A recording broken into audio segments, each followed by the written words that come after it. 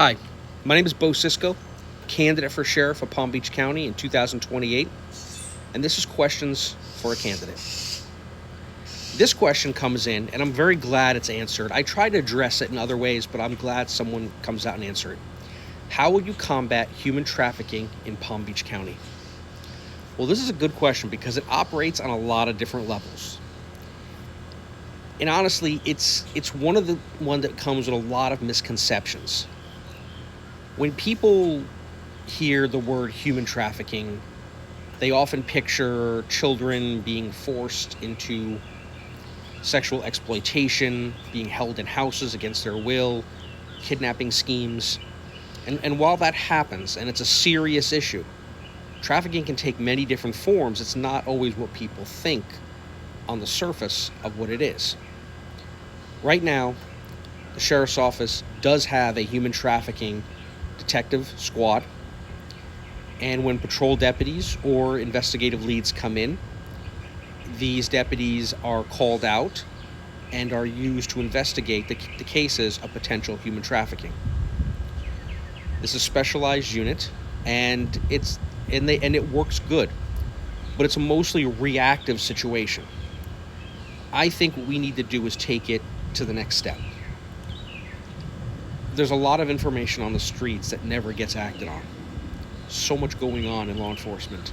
Not because it's not there, not because no one's actively out there looking for it. So that's where I believe we need to shift our focus to the streets. I don't want information that we get on the streets to be lost in the bureaucracy.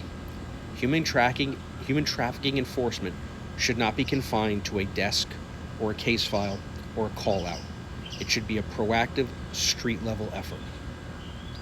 When I'm sheriff, you're going to see a human trafficking task force that operates more like a tactical unit out in the field, not detectives that are called out when someone feels they need to be. They should be out there identifying locations, building intelligence networks, and actively target operations involved in suspected trafficking. This isn't a new concept in law enforcement. Narcotics units have been doing this for decades. They don't wait for drugs to come to them. They go out, find the problem, investigate it.